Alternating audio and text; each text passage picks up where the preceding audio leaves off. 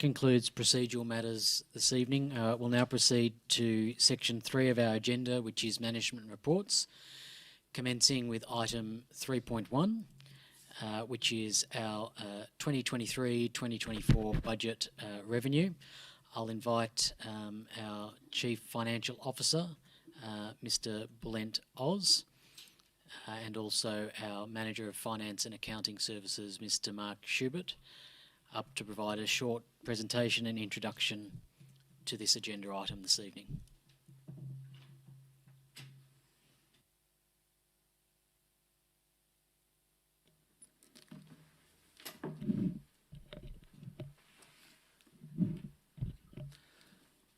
Thank you, Mayor, and through the Chair.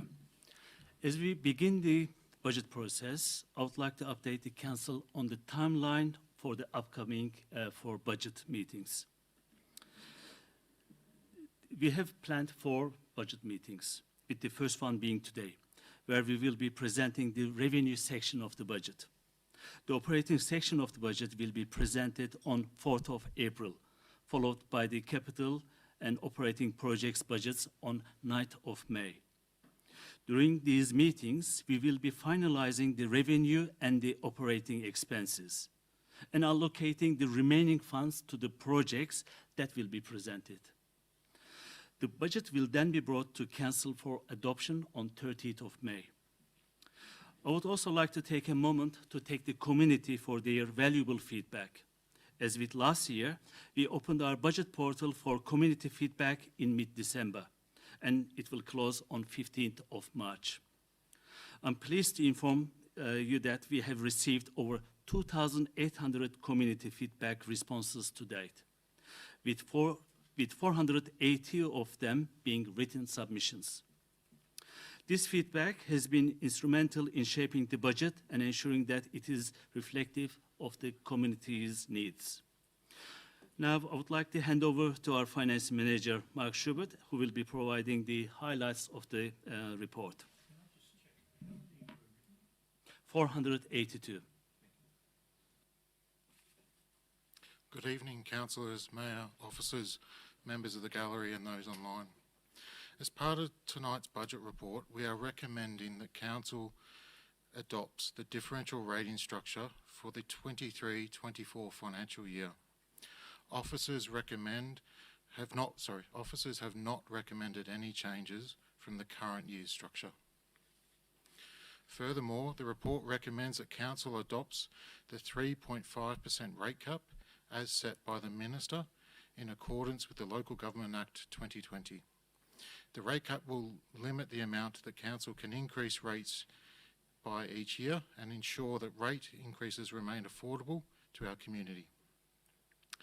By adopting the rate cap, council demonstrates its commitment to responsible financial management and transparency in setting rates. This recommendation aligns with best practice in local government and is based on careful consideration of the financial implications for our community. Lastly, we recommend the adoption of the fees and charges as part of the budget process. We benchmarked our user fees and charges against other councils, which provided valuable information for officers to make an informed decision. As inflation is driving up costs significantly, the council has based its proposed fees for the 23-24 financial year on the September quarter inflation of 7.4%. Some charges have stayed the same or increased less than inflation, based on the reviews carried out.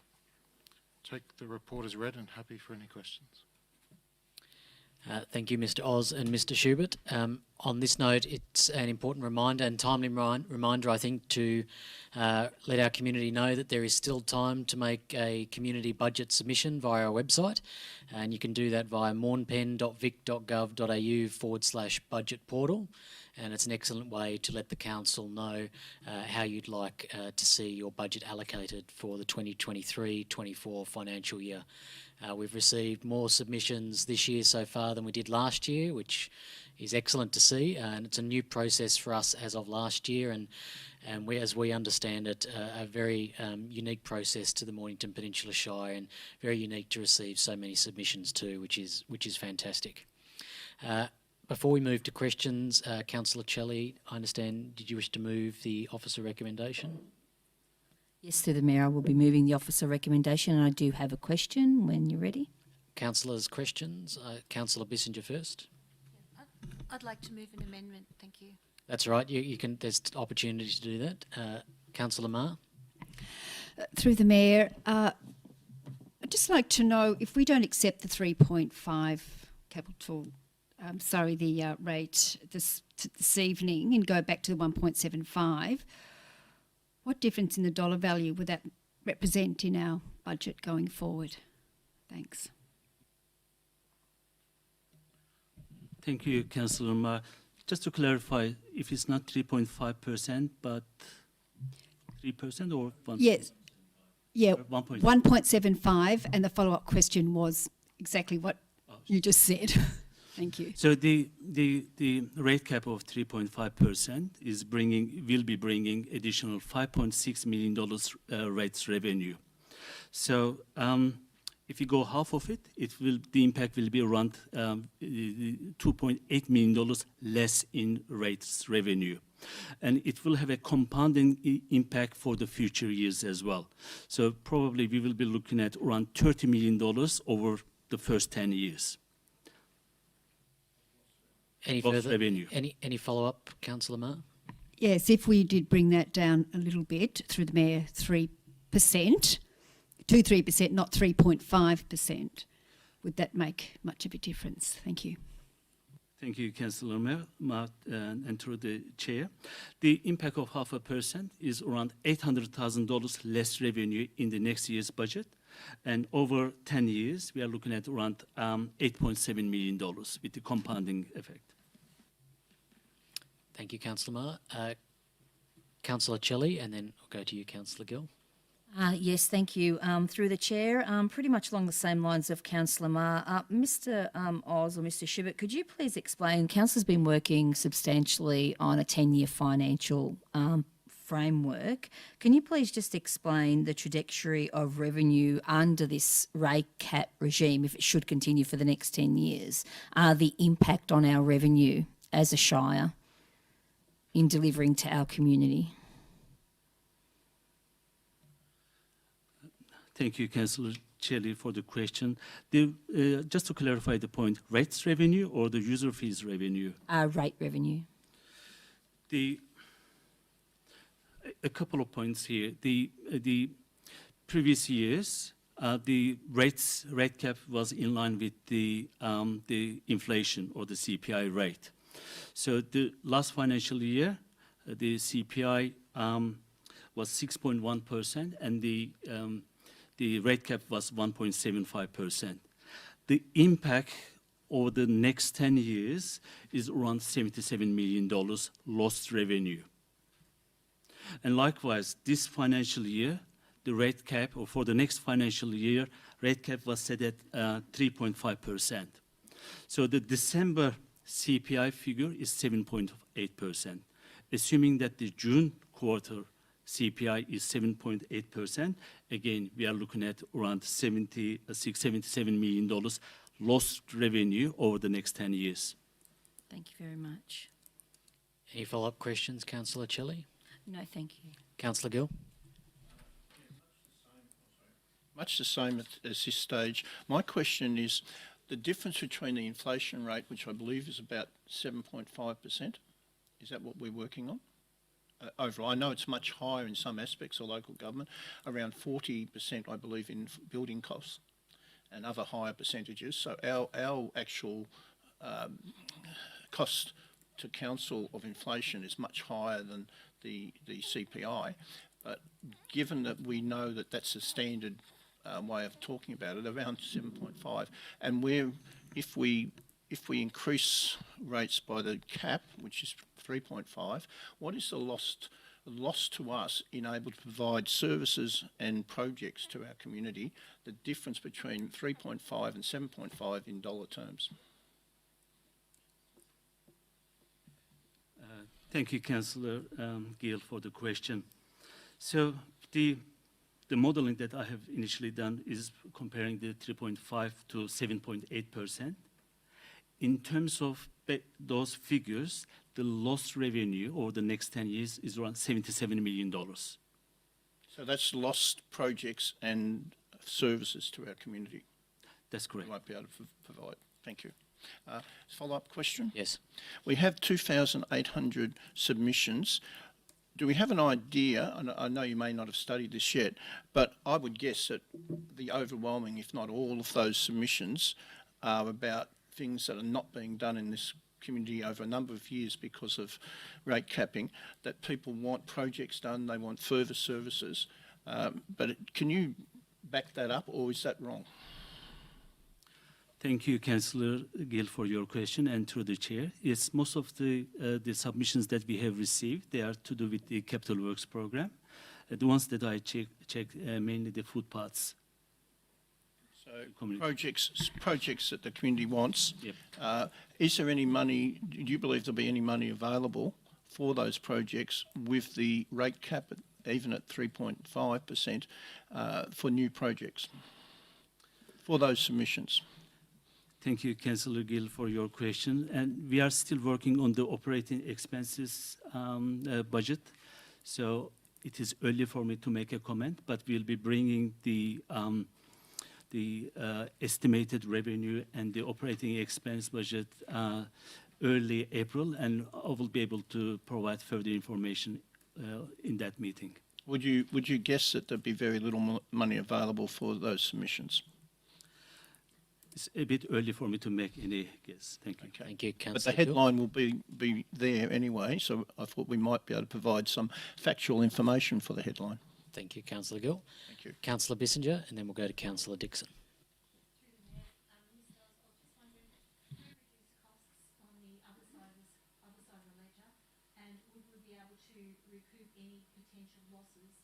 That may be seen without a raise in the rates, the rates. Thank you, Councillor Bissinger. Thank you, Councillor Bissinger, for your question. So the rate cap, that's the lost revenue for the council. So we are looking at finding efficiencies across the organization. So this is an ongoing process. But having said that, when we benchmark against other councils, our expenditure, the ratio expenditure per property is significantly lower than the other councils. That indicates the council is able to deliver services more efficiently. And also it indicates that our ability to find efficiencies is limited compared to other councils. A follow-up question, Councillor Bissinger. If we had another revenue stream, we seem to be solely depending here on the very few grants we have, which are under 10 million or something like that, and it's purely rates, that's all we're depending on at the moment. If we had another revenue stream and we weren't so dependent on rates, is that going to make a significant difference? And so I'm still not, I would still like to know to what level we'd have to reduce costs to make up any potential losses. There has to be a figure in. So, Mr. Oz, what is it for this year, the difference between a 0% rate increase and 3.5 just for this year, just for the one financial year? And then the first question. Yep. Yeah. The difference is $5.6 million. So if we, in actual fact, if we found $5.6 million coming, then we would negate any potential losses by keeping the rates at zero. Hang on, Yep. Councillor Gill. We'll let Mr. Oz respond. Thank you. The impact of the 0% rate cap for next year is 5.6%. But the rate cap is calculated on the average rate for that year. That will mean that our average rate for next year and the following years will be less. So that impact will be compounded and in the future years as well. As I mentioned, the impact will be over 10 years, $61 million. And, sorry, Councillor Bissinger, your original question was in regard to revenue streams. Mr. Oz, are we doing work to identify alternate revenue streams so that we're not reliant on rates, I think you said, Councillor Bissinger. Thank you for the question. We are working on the revenue strategy, what other alternatives are. And we want to, and we will be updating the councillors as we come up with the new options. Thank you. A follow-up question, Councillor Bissinger? Yeah, Can everyone hear me now? there we go. That's on, yes. Councillor Dixon, a question? I'm just reflecting on if the rate cap is at zero, is there any precedents or examples of other councils out there that have gone this path, that the ramifications of that you could perhaps explain? Have they gone broke? Are they still happening? Yeah. Thank you, Councillor Dixon, for your question. I know that some years ago, some councils, they chose 0% increase. So, but I don't have the information what impact it had on their financials or long-term financials. Our duty is a requirement under the Local Government Act to prepare financial plan for the next 10 years. So decisions that we make or we don't make, we show it in that plan. So it's important that the council is financially sustainable. Thank you. Councillor Marsh? Thanks, Mayor Helen. I'll start on the back of that one if I can, Mr. Oz. Does that mean that we're assuming, given that we've basically increased rates by the maximum legal amount being the rate cap for the last 8 years, is the 10-year plan assuming that we'll continue to do that for the next decade? Thank you, Councillor Marsh, for your question. Yes, our assumption is that we will be applying the rate cap set by the Minister. Follow up to that, does that set us up to fail in a sense, because we're assuming that we will always increase by the maximum amount and therefore we're planning on that basis? So any change to that means that we've got to have significant cuts to planned budget expenditure. Thank you, Councillor Marsh, for your question. Yes, the assumption is actually in the financial plan, the rate cap is in line with the inflation. If it is less than that, obviously there will be some risk or financial risk for the organization. So that's part of the financial plan. We look at the options. Got a couple if I can, Mayor Holland. One, and I'm not sure whether this is for Mr. Oz or maybe yourself, Mayor, or the CEO, but I think the elephant in the room is that this issue of the rate cap or the 3.5% or whatever we decide tonight is being discussed, but it wasn't published on the public agenda. It's still not on the website. It's in no public document relating to this meeting. What was the reason for that? Thank you for the question, Councillor Marsh, and through the Mayor. There's a number of reasons why it wasn't overtly, it wasn't right in the main the heading. It was considered within the body of the report. We didn't pull out the 3.5% because all we were assuming was a principle, as Mr. Oz has just outlined, of 3.5%. So in hindsight, I do believe it would have been more effective if we'd overtly pulled it out to adopt the 3.5% as we have now done. Okay, I accept that. Thank you. Mr. Oz, did you want to provide any more comment about the effective 3.5% in regard to estimating council's total revenue and when we will have some kind of estimation of how much revenue that will actually collect in total? Thank you, Mayor, for your question, and through the Chair. The rates revenue is set or is impacted by the rate cap and also the valuation, the total capital improved values, and the supplementary values are still in progress. So in previous years, we used to provide the rate cap and the rate in the dollar in the report. So since it is going to change, once the valuation is finalized, or supplementary is finalized, we didn't put it in this report. So that report will come early May. We will be putting the impact in each differential rating category, what the rates in the dollar. Just to follow up on that, the rate in the dollar, though, doesn't affect our income. It's more distribution, isn't it? That's correct. Thanks. The other one, I guess, we often talk about that we're not a business, but all I'm hearing is revenue, revenue, revenue. Isn't it true that the inverse of revenue is a saving to the community? So if we don't raise that $60 million extra dollars through the rate increase over the 10-year period, isn't it the same as saying we've saved our community $60 million in rates? It's probably a bit of a subjective question, Councillor Marsh. It's not a subjective question. Well, it depends who we're raising revenue from. It could be I'm from referring people purely to rates. outside the community as Purely well. to rates. I think we'll leave that question. I mean, obviously rates revenue comes from the community. Is that the answer you were looking for? My point being, it's if we don't raise the rates, then we've saved those ratepayers the equivalent amount. Yes. Yeah, okay. Thank you.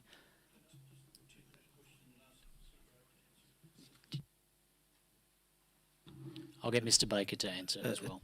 Thanks for the question, Councillor Marsh, and through the Mayor. The only thing I would add to that is it is very popular to describe the council as a business, and in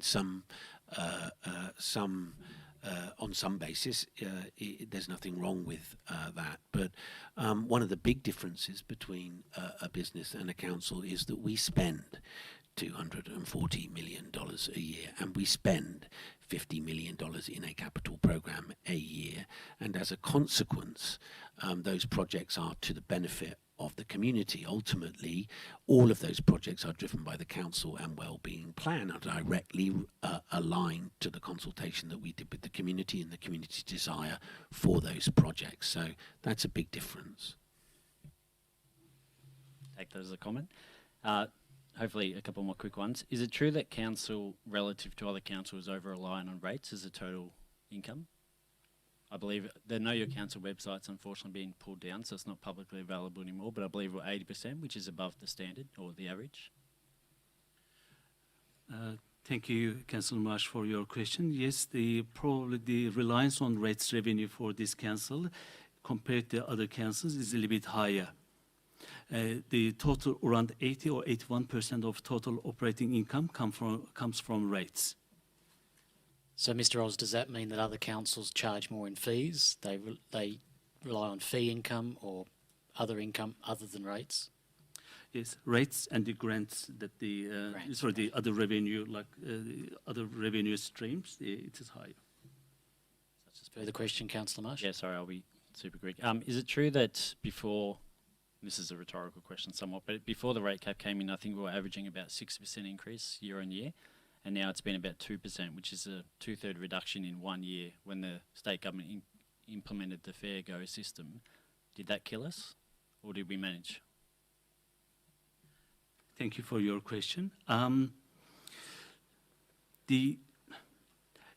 Previously it was around 6% on average, but some years was less than that, some years much higher than that.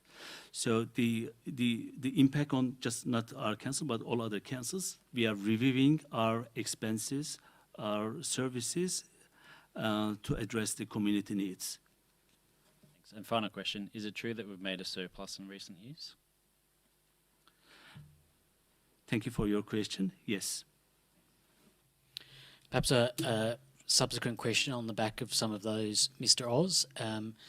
So as a result of the effective rate capping, do you have an estimation of how much we've managed to identify in operational and capital works savings over the life of rate capping? It would be, I assume, in the tens of millions of dollars in savings. Thank you for your question, Mayor, and through the Chair.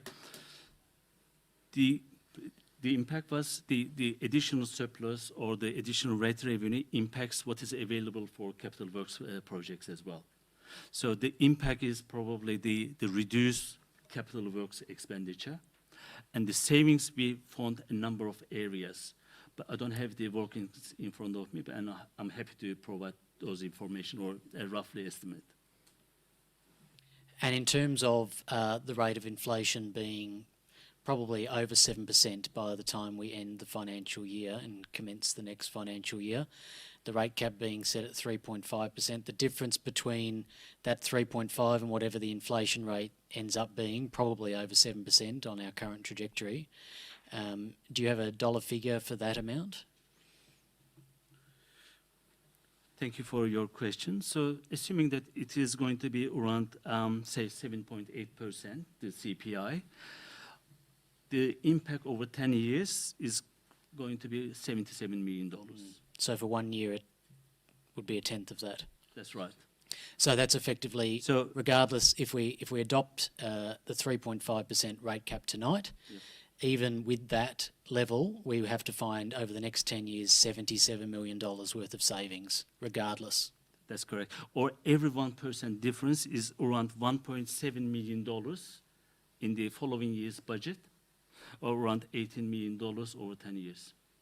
So for this budget, 2023-2024, we've effectively got to start making significant savings in the millions of dollars, even if we proceed with a 3.5% rate increase. That's correct. Councillors, are there any questions? Councillor Gill? We had a mention of the surplus. I don't recall much of a surplus. I do know that we have superannuation liabilities. We have storm event occurrences.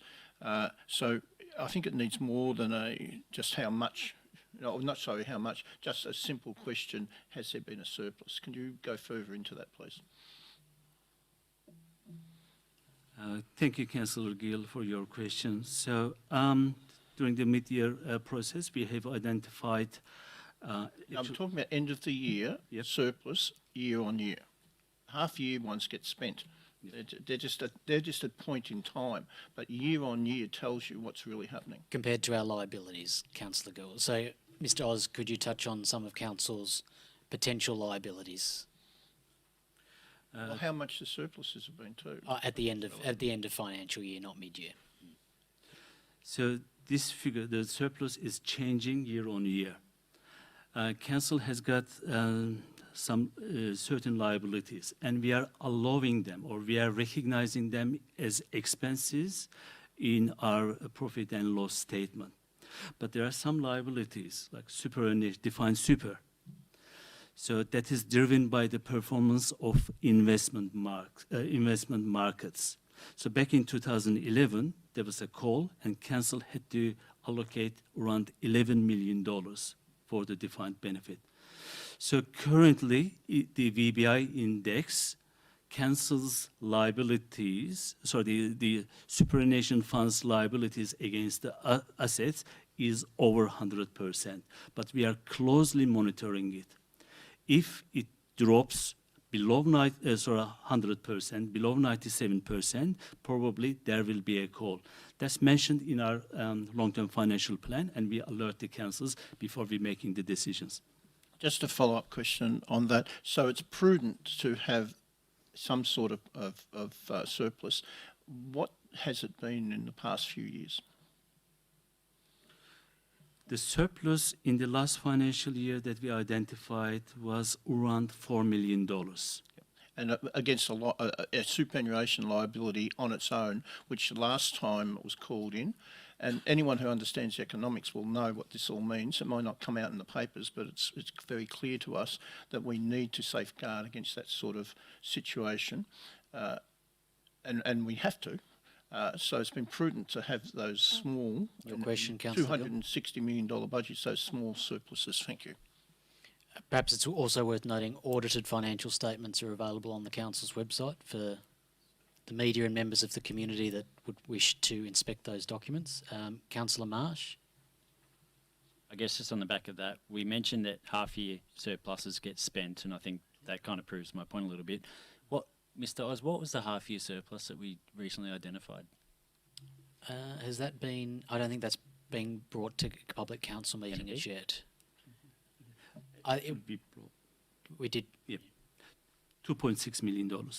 Would it be prudent not to spend that $2.6 million based on what we just heard? We haven't. But there's been... Sorry, Councillor Gilwood, I don't believe you're speaking, but there has been an indication to do so. Would it be prudent not to? It will be councillor's decision. Yeah, I don't expect any such. So that... It was deferred. It was deferred, so it hasn't been spent. Councillor Brooks. Thank you, through the Mayor. Mr. Oz, we've been discussing a little bit about benchmarking, as in compared to other municipalities, both in our fees and charges, but also it's been made mention of in terms of our reliance, our relatively high reliance on rates as opposed to other sources of revenue. One item, and I thought I heard you say the word grants.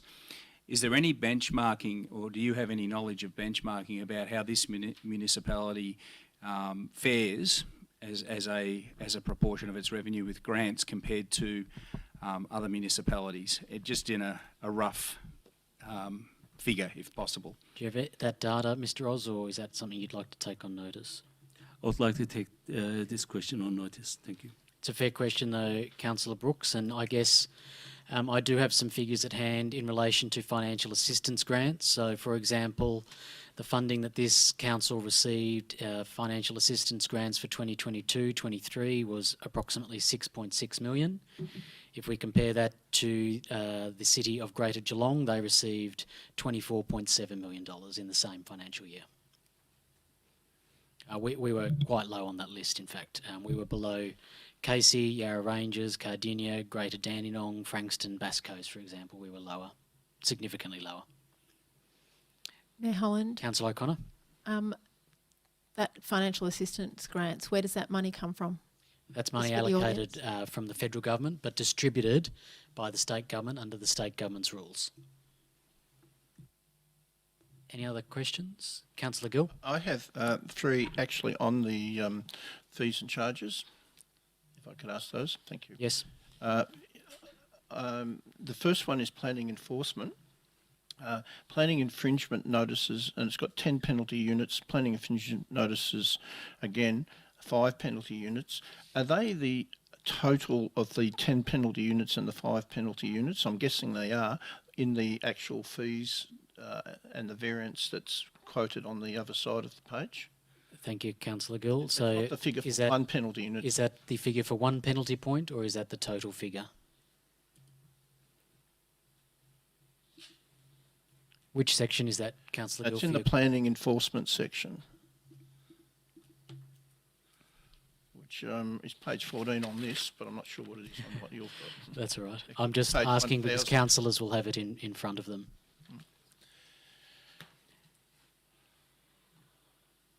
Mr. Schubert. Thank you for your question, Councillor Gill.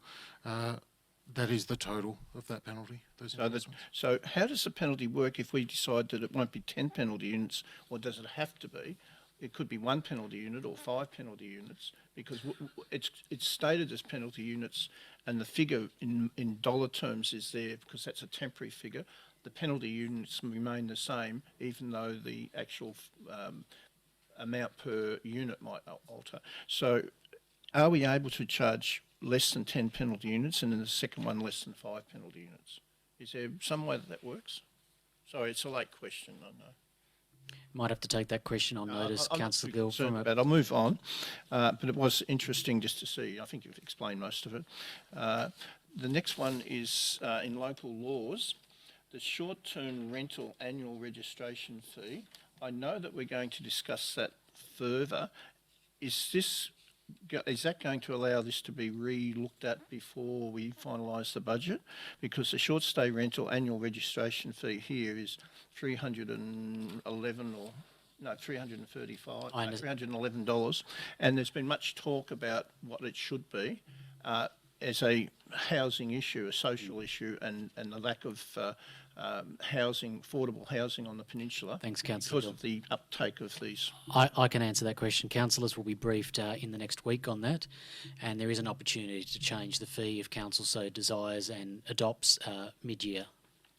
Thank you. And the last one was we've still got a Briars Homestead. Sorry, this is more sarcastic, I suppose, but a Briars Homestead entry fee. How long is it since the Briars Homestead's been open, and do we have to have an entry fee for something that's not open? Works are ongoing, Councillor Gill. Going 7 years. As you know, yes, but we can take the broader question on notice about timeline for the completion of those works and the reopening of the homestead. Okay. Can I ask that a question again this time next year? Hopefully not. Thanks, Councillor Gill. Councillor Marr. Thank you. through the Mayor. Mr Oz, I just wanted to clarify, on page 7 of attachment 1, I just want to see if there's actually been 2 entries the same, and they're the statutory planning, the vegetation removal, 2 or more trees. There was 240.29% increase, and probably, I don't know, 10 or so entries under that, under statutory planning. It's the same figures. I just wanted to know if that's a double entry by mistake. It does look like a double entry, but there's the application, there's the amendment fee. So one is for application, one's for amendment, Councillor great. Marr, but All right. they're set at the same rate. Yeah. Excellent. And just a follow-up question, if you, if I may, with statutory planning, because that is actually a fee set by the state government, do we get any money from that, or they just collect the whole lot? The fees are set by the state government, but the council collects the fee income. And we keep it? That's right. Thank you. Any further questions? Councillor Gill? Just reminded me, the statutory fees are outside of our control totally. Do we have any choices at all? The state government fees that are imposed? That's right. They are set by the state government. Okay. I just wanted to ask about the freedom of information one, so that if we wanted to advocate on this one, it seems to me that the total here, if you want to make a freedom of information inquiry or actually have some information, I'm adding up the figures of what you need to do, and there's different categories, but to do one thing, you might have to do all of these, and it adds up to $78. The question I have is that for one inquiry, or do a bunch of inquiries about the same topic all come together into one fee?